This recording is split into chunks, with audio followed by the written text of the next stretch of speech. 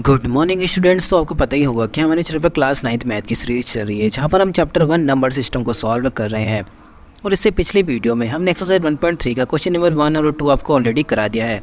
इस वीडियो के अंदर हम आपके लिए क्वेश्चन नंबर 3 लेकर आए हैं और मैं ट्राई करूँगा कि आपको ईजी से ईजी लैंग्वेज में इस क्वेश्चन को सॉल्व कर पाऊँ। तो चलिए क्वेश्चन को करना शुरू करते हैं। तो हमारा क्वेश्चन नंबर 3 बोलता है, express the following the form P upon Q where P and Q are integers and Q is equal to not 0।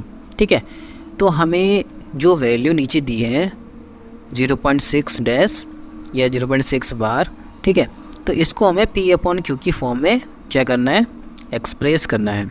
ठीक है, और जहाँ पे P एंड Q इंटीजर्स हैं, यानी कि जो पूरी फॉर्मेशन ये रेशियल नंबर को शो कर रही है। ठीक है, तो हमें इसे रेशियल नंबर में बदलना है। ठीक है, तो सबसे पहले जो हमें वैल्यू दी है 0.6 बार, इसे हम उतार लेते हैं। ठीक है, तो सबसे पहले आपको पता होना चाहिए कि इस बार का मतलब क्या होता है।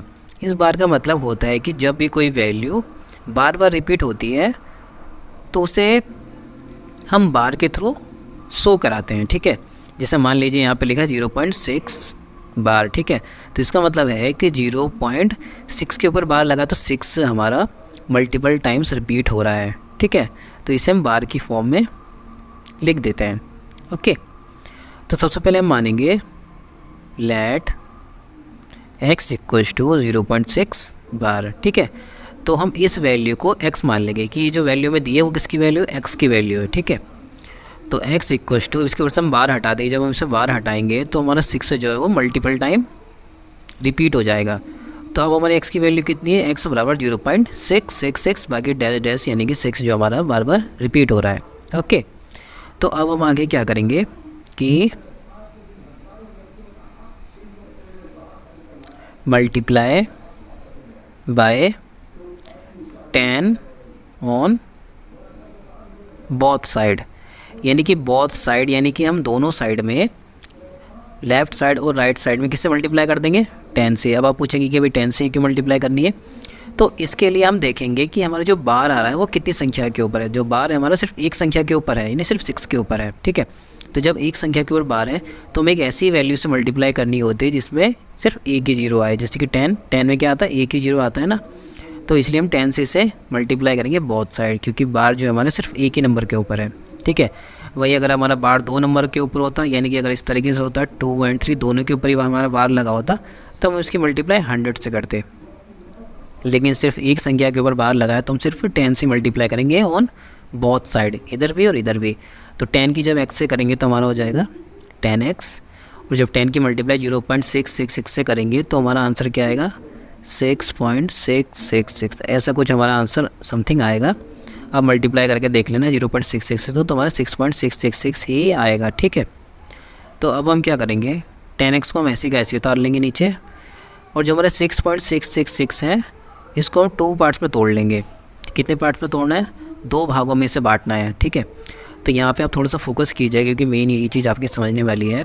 तो इसमें जो 2 भाग टूटेंगे वो 2 फॉर्मेशन में टूटेंगे। पहला जो फॉर्मेशन जाएगा वो जाएगा x का, ठीक है, और दूसरा जो फॉर्मेशन आएगा वो आपका आएगा माइनस करके, यानी कि जब आप 6.666 को माइनस करेंगे x की वैल्यू से, यानी कि 0.666 से, तब आपकी जो है ये वाली वैल्यू निकल कर आएगी। तो माइनस करते हैं, हमारा क्या आएगा, हमारा आया 6.0, तो इसमें लगा देंगे प्लस 6.0, या फिर आप 6 भी से लिख सकते हैं। ठीक है, तो जब आप 2 पार्ट में तोड़ेंगे तो ध्यान रखना एक पार्ट हमारा x का जाएगा, यानी एक जगह पर हम लिखेंगे x प्लस, और x की वैल्यू में से आप 6.666 को माइनस करेंगे तो आपकी ये वैल्यू निकल कर आ जाएगी। ठीक है, तो हम क्या करेंगे, x की वैल्यू को बराबर के लेफ़्ट साइड में ले आएंगे। तो जब x लेफ़्ट साइड में आएगा तो इधर प्लस में इधर आके हो जाएगा ये -x बन जाएगा, बराबर 6 हमारा ऐसे का ऐसे उतर जाएगा ये। ठीक है, 10x में से एक चले कितने बचे, 9x बराबर 6। ठीक है, तो x बराबर 9 को हम राइट साइड में लेकर आएंगे, इधर मल्टीप्लाई में जब वो डिवाइड में आएगा तो हो जाएगा 6/9।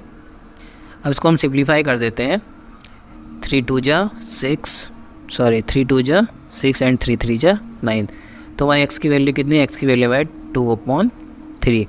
तो ये हमने इसे क्या किया, हम इसे P/Q की फॉर्मेशन में बना दिया, और जहाँ पे P एंड Q हमारे क्या बनेंगे, ये सब हमारे इंटीजर्स आ गए, ठीक है। आई होप आपको ये क्वेश्चन समझ में आ गया होगा। और इस क्वेश्चन लेके आपके मन में कोई भी डाउट हो तो आप कमेंट्स में पूछ सकते हैं।